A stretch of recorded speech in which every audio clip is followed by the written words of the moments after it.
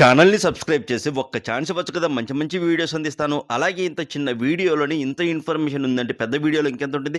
పూర్తి video link కూడా కింద ఇచ్చాను. చూడండి క్లిక్ చేసి. మర్చిపోకుండా సబ్స్క్రైబ్ చేసి ఒక ఛాన్స్ ఇవ్వండి ప్లీజ్. మనమైతే మీర్ఘాట్ దగ్గరికైతే వచ్చాము. మీర్ఘాట్ దగ్గర నుంచి మన హరిశ్చంద్ర ఘాట్ దగ్గర నుంచి కూడా రావచ్చు మీరు. మీర్ఘాట్ దగ్గరికి పక్కనే హరిశ్చంద్ర ఘాట్ దగ్గర నుంచి. ఈ మీర్ఘాట్ దగ్గర నుంచి వారాహి అమ్మవారు అయితే దగ్గరగా ఉంటారంట. ఇటు వెళ్ళొచ్చు మనం. ఇట్లా వెళ్ళాలి. హరిశ్చంద్ర ఘాట్కు మణికర్ణిక ఘాట్కు మధ్యలో అయితే ఈ మీర్ఘాట్ అయితే ఉంటుందండి. ఈ మీర్ఘాట్ నుంచి కొంచెం పైకి వెళ్తే అమ్మవారి దేవాలయం, వారాహి అమ్మవారి దేవాలయం అయితే వస్తుంది. అదేనండి అమ్మవారి దేవాలయం, వారాహి అమ్మవారి దేవస్థానము.